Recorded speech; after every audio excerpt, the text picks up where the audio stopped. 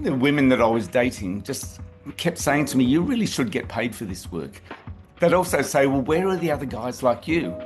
And by that, they mean someone who can communicate well, someone who's really attentive and is curious and asks questions about them. It seems simple, and frankly, I think it really is simple, but so many men just don't get it right. Hey, I'm Jen, host of the Open Bedroom podcast, where you'll find topics of sex, dating, relationships, non-monogamy, and more. I'm glad you're here. Let's dive in. Hey guys, welcome back to the Open Bedroom podcast. Today, I have George Goulburn on.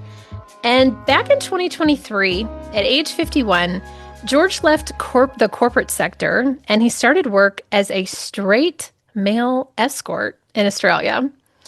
2.5 years later, he says it's the most fulfilling job that he has ever had. Leaving behind 30 years of full-time employment and senior roles for the fickle opportunities of sex work might sound crazy, but for George, it's been a wondrous pivot that's been filled with joy and abundance. So look, I just want to jump in and say, hey guys, I know most of you are here in the United States that are listening to me, and this is a topic we can't even wrap our minds around. We know escort services or this type of companion work is so slim, at least here in the United States, legally, we have like one little tiny dot on the map in Nevada where you can go and have a service like this. So I'm so excited to bring this conversation onto the podcast because this is an airplane ride away. Like this kind of stuff is happening around the world and we just aren't privy to it. It's not on our radar. So I want George to tell his story today. How in the world did you get into this? Have you always been curious about sex work? Is that something you were like aspiring to be? Let's talk about ethical non-monogamy. How does this work into your life? I know you have some partners, so please, I'm just going to stop talking. Please introduce yourself and we'll just dive right into this incredibly juicy conversation. Fantastic. Thank you, Jen. Hi. Look, so George Goulburn is my name. And as you say, I've been doing this work for a few years now. It's not something that was on my to-do list when I was in school. I didn't think I would ever do this work, frankly. But it sort of became, I sort of fell into it, you might say, a few years back. But I'd been pondering it for quite some time. And the reason I say that is that I'd been in long-term relationships before, and they just didn't work for me. I just found that I really craved my independence. And so for the last, say, 15 years, I've been dating a lot and ethically non-monogamous for most of that time. Some of the women that I was dating just kept saying to me, "You really should get paid for this work." They'd also say, "Well, where are the other guys like you?" Yes. And by that, they mean someone who can communicate well, someone who's really attentive and is curious and asks questions about them. It seems simple, and frankly, I think it really is simple, but so many men just don't get it right. So, yeah, an opportunity arose a few years back when I'd been made redundant from my job, and it just felt like the perfect time. And by coincidence, I saw an article in the media here in Australia of a former male escort who was giving advice to men over 40 who might want to move into the industry. So for me, that was just the perfect coincidence, and the timing was great. So he and I had some contact. He became a mentor for a while, and then it started. And it's just been the most gorgeous, wonderful job because I get to spend time with beautiful women and help them regain confidence, help them feel sexy again, and just help them feel they've got a companion that can go on trips with them and just spend time with them.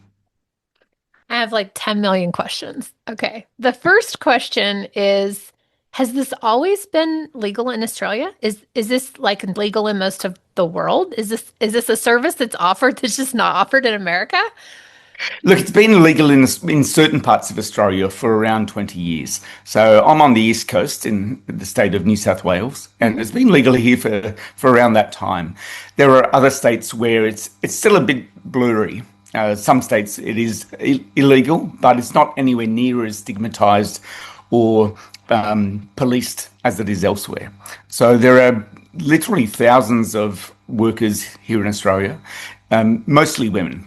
Yeah, far and away, mostly women. So there's not many men, as in like my age, and who are working in this space, but it is growing. So people can come to Australia here and know that they're doing nothing against the law. This is so brilliant. So for all of you Americans that are about to get fired from because of AI and you're about to be made redundant as well, go head over to Australia if you want to go be a sex worker because you're going to have so much opportunity.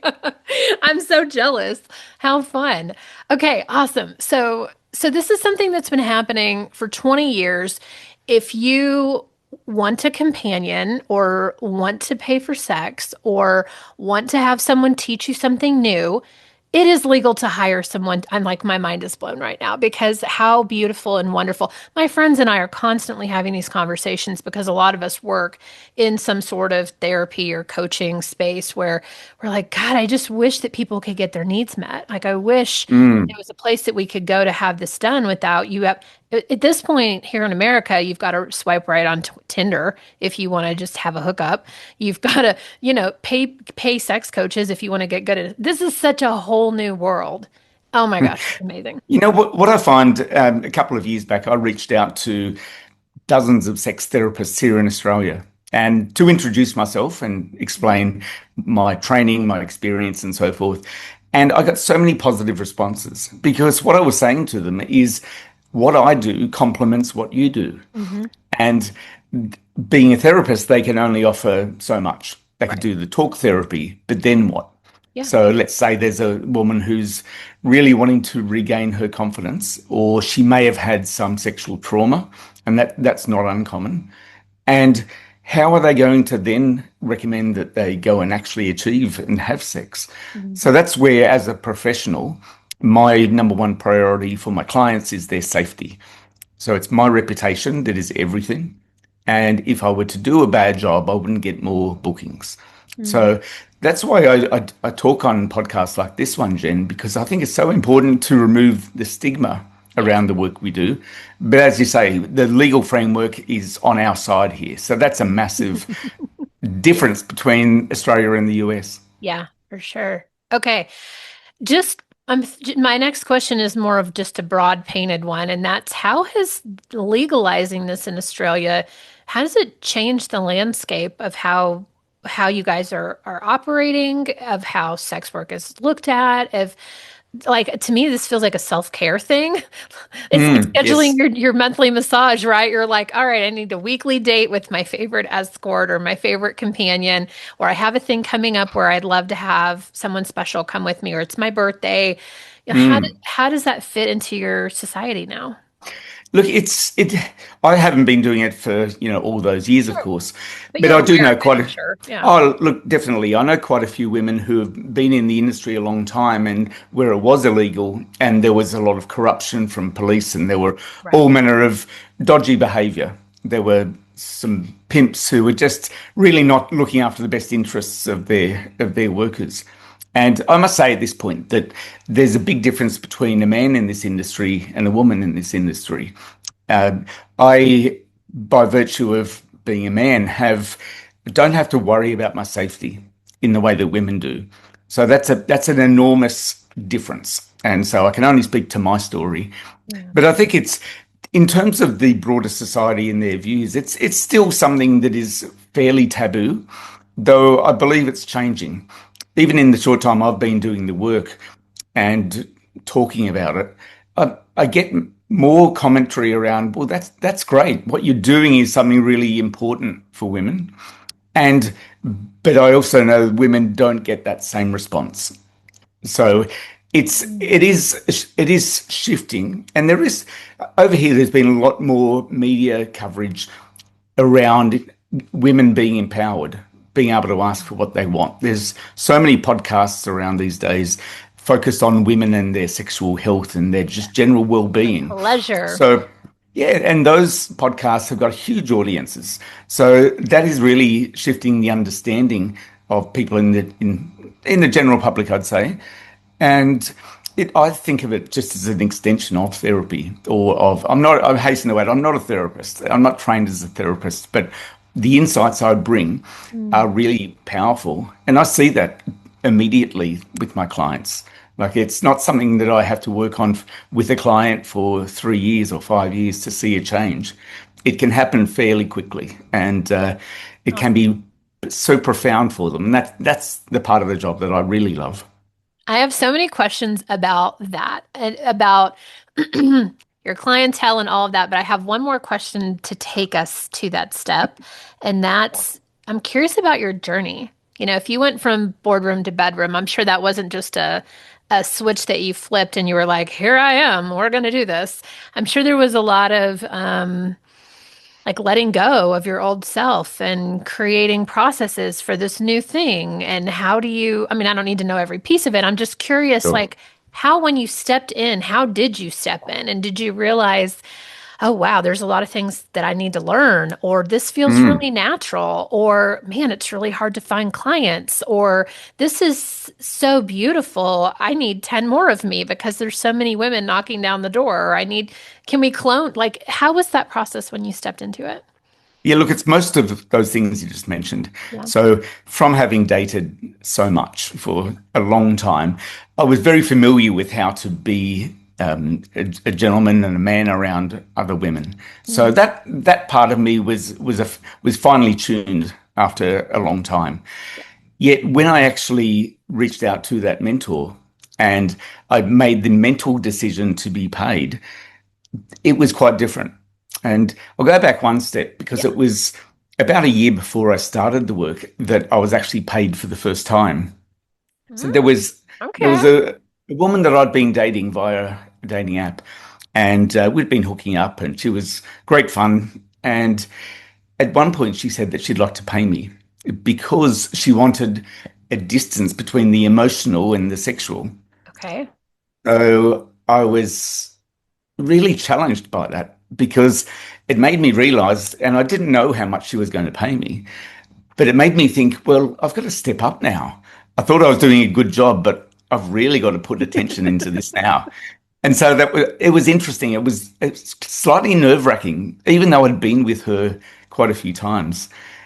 Oh And my God, tell me after, what extra sauce you brought. Like, how did you make it a 10 out of 10? I mean, I'm sure you always made it a 10 out of 10, but how did you make it like a 15 out of 10 for her? well, knowing what she already liked, Yeah. I'd amplified those things. Okay. So there were different toys that I brought into the scene. It was an extended period of time, so Mhm. there was a lot more going slow, Yeah. teasing, pulling back, and just making her on the edge of her seat, so to speak, Oh, for quite a long time. And so it was astounding. It really opened my eyes to, well, if I'm going to do this, I've got to really bring everything to the game. And fast forward then a year or so, speaking to that mentor, he gave me clues on where to advertise, how much to charge, and so forth. So the skill set is the same mostly, but you've got to be on the yeah. every It's your minute I'm with job, a right? it You're it's literally like doing it like it's your job because it is. it is. It would Yeah. be like being an actor or an entertainer or a performer. Yeah. And but the difference for me is that what I do is very authentic. So it's the essence of me, only just turned up a notch because there's the transaction, and by virtue of that, it means that I'm really conscious of they've spent a good amount of money to be with me, and I can't have a sick day. It doesn't work like that. So there's been a very steep learning curve in these last few years. So in terms of, like you say, where to find the clientele, how to be nuanced around what they want, Mm. the vetting process, because I don't just take any client who contacts me. Far from it. I will, because they've seen my website and my photographs, my videos, and the social media I do, they've got a head start on who I am. Mhm. And that's what attracts them to me, my personality and my style. But I get an email or a text. I know nothing about this particular person. So I require a phone call that helps me understand what it is they want, what's brought them here, Mhm. how I can provide something for them, and am I the best escort for them? Because I don't want to do anything worse than a great job, Yeah. and I can't pretend. It's because I've got to bring my energy to the connection. So yeah, there's that process really helps, and I do like communicating clearly so that I just realize that I understand as much as I can about this woman. So in my head, I'm ready when we do meet, and so yeah, that those type of things are very different to just a Tinder date where you just rock up and be yourself. So I'm every single client, I'm Yeah. customizing exactly what I do Yeah. because I'm paying deep attention to everything they've told me about themselves. Mm. I have watched The Girlfriend Experience. Have you seen that? I think I have, yes. It makes me think of that, right? Where every single, like her outfit, the lipstick, the high heels, like everything is perfectly attuned to whatever very successful business mogul man she's about to go be the arm candy and then give him the wild night or whatever. God, how fun. Okay, I think this naturally brings us into a discussion around like what kind of people come to you? Are these moms? Are these are these women going through, midlife awakening and they're like, "Oh my God, I've never had an actual orgasm with another human?" What is tell me all the Well, let things. me ask you, Yeah. because I'd like to understand what perhaps the stereotype is, or your standard view is of who would want to pay money to see someone like me. Okay, well, this is where it gets tricky because we don't have a reference, right? We have the Girlfriend Experience show. We have many movies about women being the escort and them being the high paid one. So it's always, rich business mogul guys who are paying for these women. So on the flip side, I have no idea. I can't imagine high empowered rich women need to pay for anything. They're probably getting everything that they need. So I would maybe imagine that it is more of the people my age, midlife awakening, coming into your even 30s or 40s and going, I've been married to this person forever, or I just got divorced and I have never experienced good sex and I don't want to die. That was me. That was Mm. me at like, I don't know, 38 going, oh my fucking God, I have not actually had sex in more than two positions in my entire life. And I'm not willing Oh, to die like that. So I've got to go yes. feel this out and figure out and then you realize what having sex with an adult is like, and it totally changes your life Mm. versus this like 16-year-old sex that at least I'd been having. That's me. So you tell me who's Yes. coming to you because it might be different. Great. That really helps me understand the Okay. psyche of your audience. And look, you're partly right. There are a lot of women who are post-relationship at various points in their menopause journey, Mhm. and somehow they've discovered that this is a thing that you can do. So Mhm. that's the first point, that to get them to acknowledge, oh, really? I never thought about that. Yeah. And then make that sort of bold and nervous step to actually reach out. So they range in age from 30s to over 80. And these are all different types of women, different body shapes, different backgrounds, different relationship experiences, and different experiences with men. And but yeah, I guess on average they are in the sort of 40s to 60s range. Mhm. And yeah, as you were alluding to, it's often about wanting, well, it's firstly about companionship. Sex is down the list in terms of the order of things that they're usually seeking. So for anyone listening who thinks, oh yeah, I could do that work, I love sex and I love money. Um, Same. don't bother. Yeah, don't bother, because it's so much more than that. It Yeah. takes so much more listening and attentiveness. So for some of them, they've just been lonely for a long time, Mm. and there's no one that they feel like. They might have friends, of course, but they don't feel there's someone they can really open up to. So that the simple things of having a hug, holding hands, and being able to be expressive, and someone like me being able to ask them comfortable, well, questions that they might not find comfortable to speak about with their friends. Mhm. But it's like a doctor-client relationship. Everything is in the vault. Um, and so, yeah, they're not necessarily rich women at all. I have a wonderful client who, in her mid 30s, decided she wanted to see me because she'd had a couple of heartbreaks in the previous years, and she just didn't feel confident. She didn't feel sexy. She didn't feel desired. And this is a beautiful woman.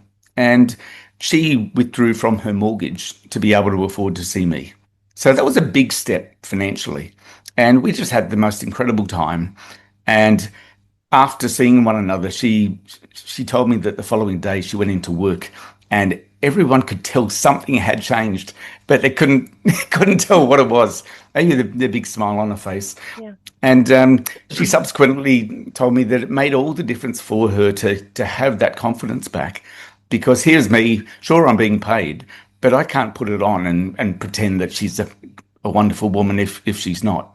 And that then gave her confidence to go and date again. And that really changed things for her. So it's, yeah, all different types. And to your point about rich women, let's say they're rich and powerful, they're not necessarily, how are they going to find a guy? It could be through work events or social outings, and this is what I hear all the time, the quality men are few and far between. And if you're that rich executive who is working really hard, you don't have the time to go through swiping on dating apps, because they can be really soul destroying. They take so much time, and often the result's not worth the investment of that time. So why not pay for a professional? It's just so much quicker, and you get to be very clear about what you want. And it can be a really selfish, and I say that not in a negative way. It can be selfish because it's self-care, and it's you're looking after your own needs, and you're very clear about what you want. And that's exactly what I provide. And that's not what you get when you go on a dating app. Great. Leads me to my next question. So I interviewed a lady that worked at the Bunny Ranch in Nevada.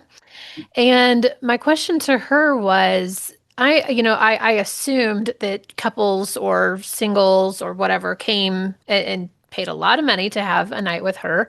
And it was because they wanted something specific, like almost fetishized something. Like, it wasn't, and maybe it is, I just want to have a three-way, right? And that was exciting to them. But maybe it was also a BDSM activity, or I want you to dress like a cheerleader, or whatever that was. So I'm curious for you, and as I think about, women with power and money, a lot of times what we crave in the bedroom is the flip. We want someone to be of power over us. We want to be the submissive one. And so I'm curious if you're, well-versed and comfortable in that kind of a scenario. Yeah, I certainly am. I've been dabbling around the lifestyle for 15 years or so, and it's something I personally enjoy. Otherwise I wouldn't do it. And I've done a whole number of different courses and training around ethically, very trauma-informed, conscious sexuality, some tantra, some kink, and plenty of things around enthusiastic consent. So, and which makes things so much sexier once you've had that conversation. Things are within the capsule of safety that you've both agreed on, and you've talked through safe words and how you're going to communicate verbally and non-verbally. And so I do love doing those things with my clients. I must say, there's not many who come to me directly wanting that to begin with. It's usually what I alluded to earlier, just that companionship and delving into some things that they might be curious about. But what I've noticed time and again is that after the first or second or third session together, I'll ask them if they want to push the boundaries a bit. And that's where I can introduce toys. And I've taken a couple of clients to a swingers club. Yes. I've introduced some to the pleasures of being with another woman. So I've got a few female escorts that I know very well, and that's blown their mind, because they've never felt that it's something that maybe they'd been curious about being with a woman, but didn't feel like it was quite right, or the person wasn't what they wanted, or they didn't want to do it when they were drunk at a party. So it's really beautiful to introduce those new elements, and it just heightens the experience for them, and they surprise themselves, because they're then doing something that they'd perhaps seen in 50 Shades of Grey or whatever it might be. And it's really enlightening. And I know some of them they might have a very close friend or two that they can share this stuff with. And they are then educating more women. It's like, wow, my God, you wouldn't believe what I did. It's Yeah. really it's an education process, Jen. It's just helping women realize that it can be done well. Because I know, and you probably do as well, that in, say, the BDSM and kink scene, there are some people with bad intentions Mhm. or lack of skill and lack of training, and they don't know what they're doing. So it's really important for anyone in that space to be very aware of the person they're going to be working with. And so that's why it's like, having done the work that I've done over a long period of time, I feel I'm not, and I certainly don't say I'm an expert in things like that, but it's about reading the language of the person I'm with, reading their body language, and you can just see their eyes light up when you're doing something new that's tantalizing for them. And on I guess the stronger women in the workforce, whether they're a CEO or a senior executive, I've encountered that dynamic often where they do want to be the submissive in the bedroom, and because they're making decisions every day, and so many women across the board are making decisions every day, children, partner, Mhm. household, all those things, and it's like they just don't want to make another decision. It's like if I was to take them out for dinner, I'd ask them if they've got any dietary requirements or what have you. And then I'd just say, well, I'm going to pick you up at this time. I'm taking you out to a restaurant. I can even order for us. And you can see they almost audibly melt. Say, oh my goodness, a man who can Yeah. actually make decisions and then translate that into the bedroom where once you've had that conversation you can move into very much the dom sub dynamic, and they just are so grateful. They just Yes, indeed. melt, don't they? just This is like such a just like you crazy then. conversation. Like, this seems like a no-brainer. Like, this does not seem that Yes. complicated. And I know even when I'm out on a date with another woman, unless they're like obviously more dominant than I am, I typically take the top role. And so I'll Mhm. go like, "Hey, would you like me to pick out something for dinner for us? Like, would you like Yes. me to?" And people love that. Okay, I had this idea too. Whenever because you're like, I can do this and I can do this and I can do this. I feel the same way sometimes in the bedroom, especially with women when I have someone new, or maybe they've never been with a woman before. I'm like, I need to create a menu. You need a menu Mm. where you're like, would you like this or this? Would you like this Mm. or this? How about this? Right? Where you're like Yes. Tantra or BDSM or food Mm. play. And then you get to pick Yes. one out of the three tonight. God, that would be so Mm. amazing. Mm, Look, I many years ago, someone sent me a BDSM checklist. It's yeah. essentially it's a long spread. There's different types. This one is a very long spreadsheet. It's got a list of, gee, probably 200 activities, and then the second column is experience, like have you done it, yes or no, and then third column, willingness, from zero being hell no to five, like, fuck yes, and then a comments column, and it can be really challenging and but fascinating for people to complete that. And I've sent that to many dates and clients as well, because it just gets them thinking about, well, under certain circumstances, I might really love that, Mm. and we can have a conversation about that. So that's sort of one way of eliciting some ideas of what it is they're into, and certainly also the things that are hard limits that they just will not go to at all.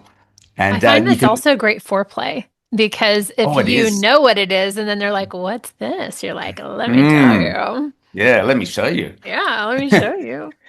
And there's one amazing client that I've not met yet, but the lead up in the last couple of weeks has just been extraordinary. It's blowing my mind. So this woman from Tasmania in Australia is very happily married with three kids. She's about to turn 40, and for her birthday, her lovely husband is giving her a few days away by herself in a beautiful resort, and part of the experience is me. So we've been having, I had a lovely long phone call with him last night. I've been communicating with her daily. We've been talking about things like that checklist and things that she's into. Mhm. And she's beside herself with lust every day. and it's Oh. it's still a month away. But in talking with him last night, I said, "Look, you are just an incredible, beautiful husband. They've clearly got a very strong love for one another and complete Mhm. trust, and everything that I communicate to her goes through him as well. Well, she shares it with him, and so for me, that's just extraordinary. That's like next level It is. quality experience and relationship that I get to be invited in. Mhm. And for those type of experiences, I find it like an honor. Now, I'm so filled with gratitude that they're entrusting me to do that. So yeah, that's just another example of clientele that yeah, I wish I had more of them. It's just so Yeah, beautiful ladies, for if you're about to have them. a big birthday, you're going to Australia. Yes, please. Yeah, give us a few more ideas of obviously we can't do this here in the US, but you're only a plane Mm, ride. And I just went to New Zealand last month, so it is not there that you terrible go. of a flight, let me tell you. No, Especially no, if you it's fly not. business class, you just take a nap and you wake up and you're there. Oh, So you do, you do. what other fun scenarios or ideas do you have for people? I'm sure you have all kinds of global clients. I do. Yeah, I have some from the US who have visited here before, and we've gone away to other countries as well. So that's you know, a wondrous part of my job. Mm. About 2 years back, I was in the Scottish Highlands with a client, and that was just exquisite.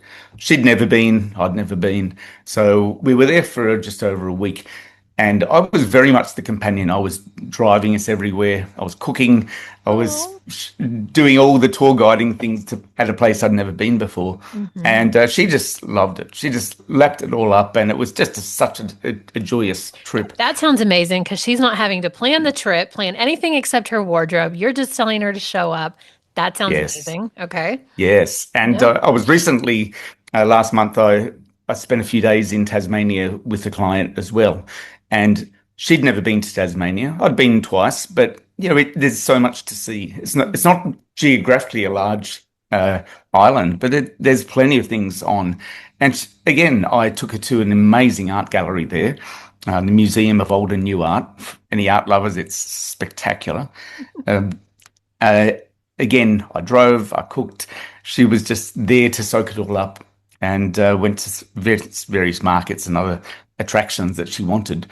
And she was, again, just so thrilled that she could have a companion like me who could just do all the work, and she could just take it all in. So there's a couple of sort of travel related things, but Hmm. I do also, I've always loved role play and building up um, sort of the background to what might occur.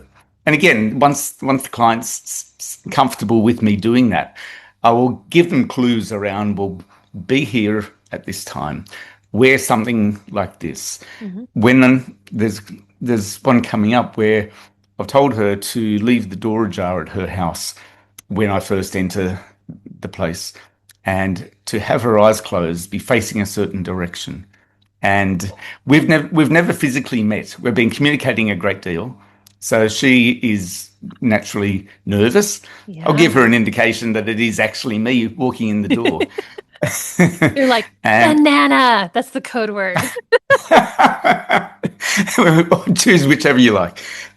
So there, I love that building the tension, Yes. and it's just so exciting for her. She's never done anything like this before, but through the conversation, she's like, "Oh my goodness, this is incredible." So Because you're there's building a various container. That's what I keep hearing is like, yes, it's hard to be this. I'm assuming maybe you are this person to all of your partners, but I would assume it's hard to be on like this all the time. And that's why the mm, husband is paying for his wife to spend the weekend with you because he's like yeah, being on and having all the decisions and then having to also watch the kids and make sure the mortgage gets paid and all this. Like, this is a lot to juggle. yes, And so you get to create a container for you and your client. I'm curious on the mm. outside, like especially, Scotland and, Tasmania and where you're spending a whole week with someone and you're doing everything. Do you come home and you're just like, okay, I'm exhausted. I'm going to need a day or two to like not talk to anybody and not plan anything. Maybe your partners come in and then they come take care of you when you recuperate from that kind of being in control. Or, but maybe that's normal for you. I don't Oh know. no, no, no! You're spot on. So Yeah. when I'd spent the week or so with a client in Scotland, I added on extra travel time for myself since I was Good. in Europe anyway. I Mhm. needed about 2 days to sleep because I'm sure your listeners can appreciate, it's so much mental work Oh, yeah. and plus the physical. And in my private life, because my independence is everything, I don't live. Look, I have a number of lovers, but I'm essentially single and solo poly. Mm-hmm. So I get a lot of time to myself. So when I'm with someone for in my private life for more than say 2 days, I need an out. I need somewhere to recharge my batteries. Yeah. I think we all do. Look, I'm an extrovert, but that also requires me to have the downtime where there's no one else around, or I can just opt into whatever lighter social engagements I choose. So, yeah, it is a lot. And what I've learned from that trip is that it's super important for a longer trip, even more than 2 days, to build in my time so that I can be recharged and ready. So when I was in Hawaii about 6 months or so ago, and I built into that trip a couple of days off where I could just go travel, do my own thing, and then I was refreshed again.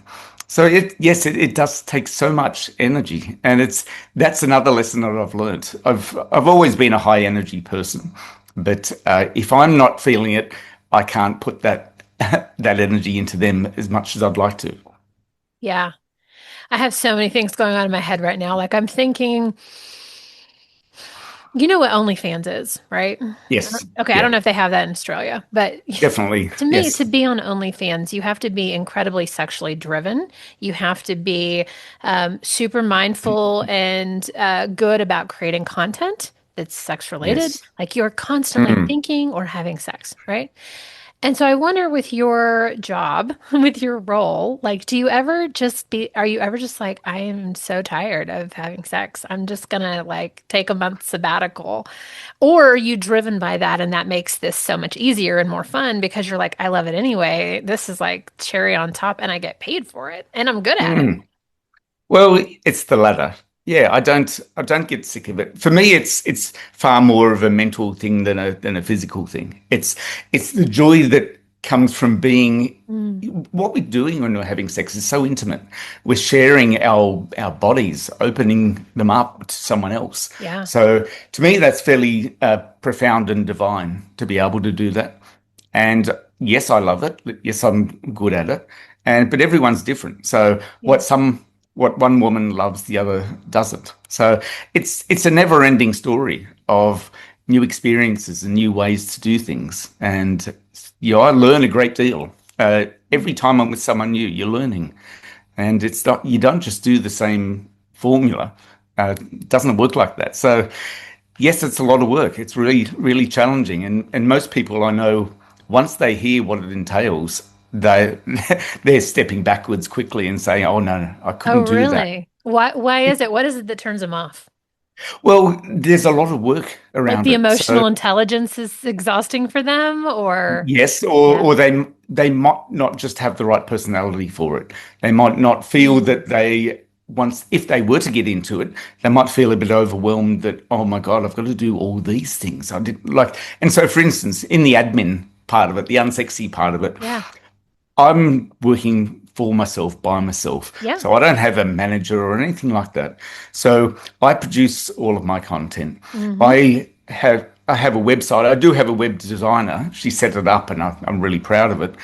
And but all of my inquiries, I'm the Go only to you. person Yeah. yes. So there's You're there's like me so and my much team, back. and you look at your dog. I mean, I am too. And I'm the same way.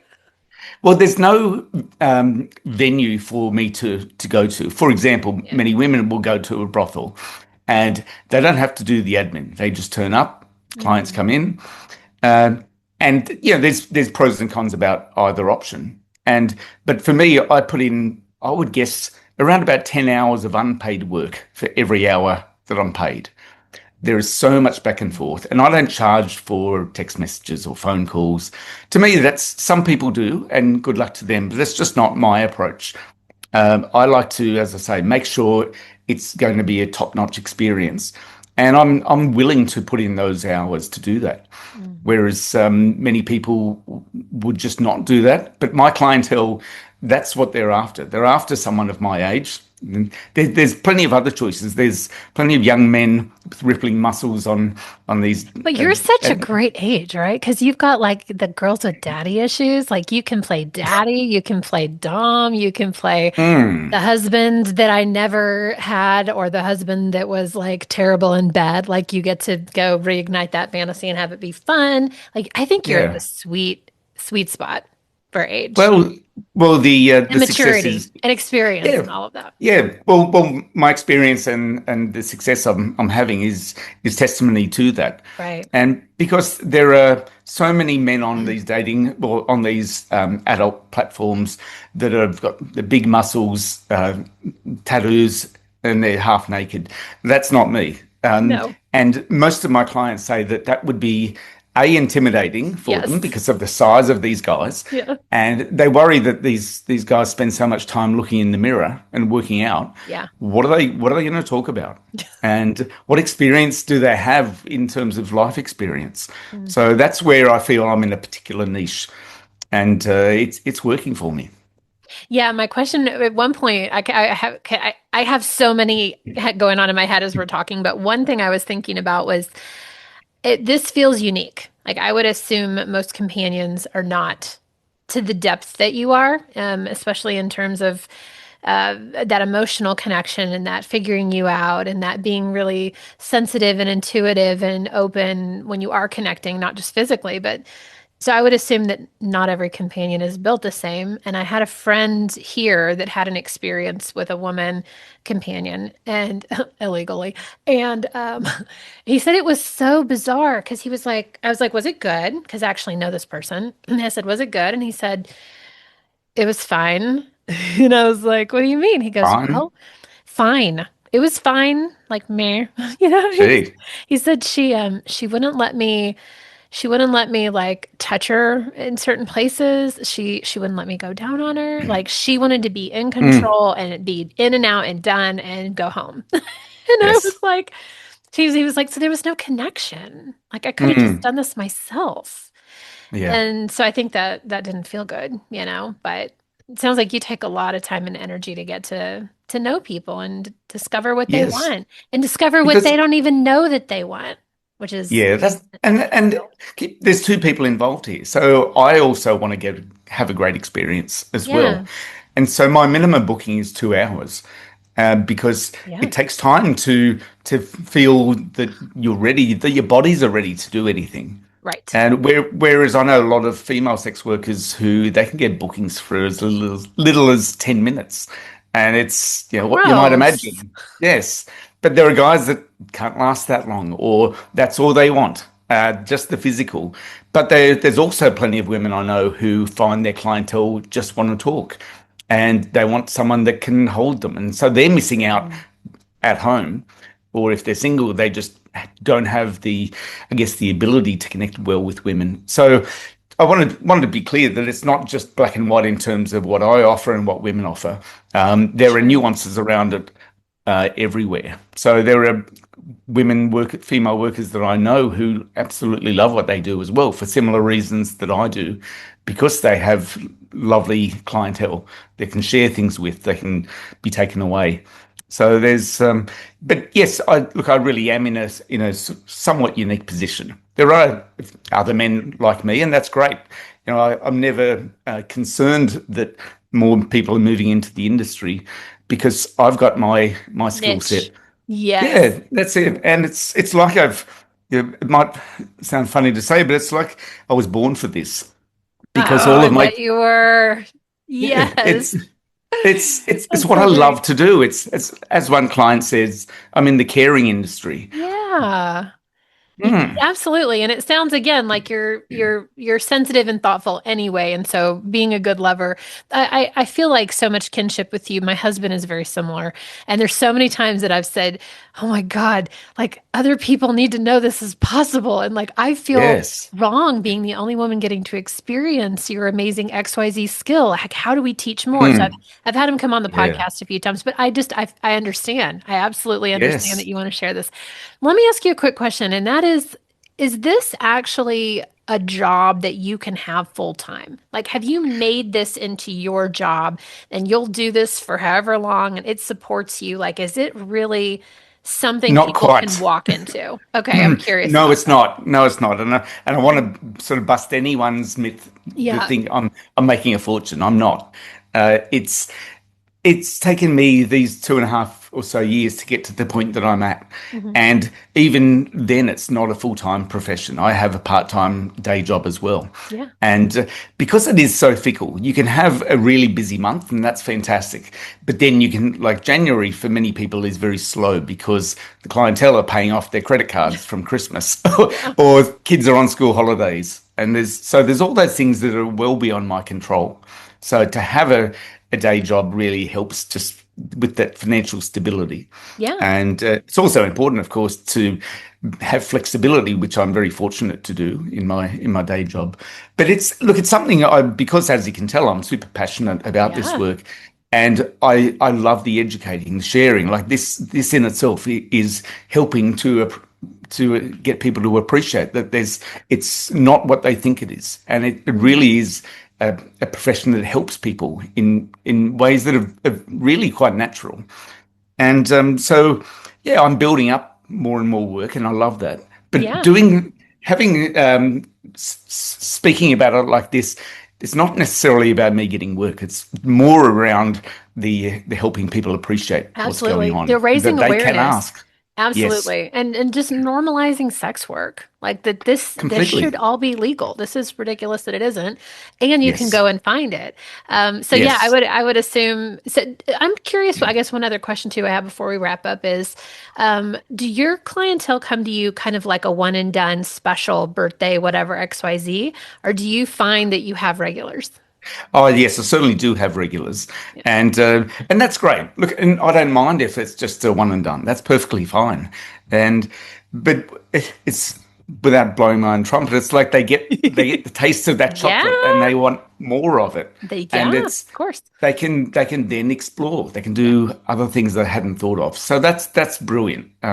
But yeah, it's just the clientele I have, I really put a lot of energy into because they're wonderful, they're amazing, and it's just Absolutely. they make the job what it is for me because yeah, I get so much out of it, Well, and I and think how that comes across. amazing, like to have your needs met regularly. And to me, you would just put in your self-care bucket. Like you schedule your Yeah, hair, you schedule your exactly. massage, you schedule your, you know, You that. you bet. Yeah, And just companion.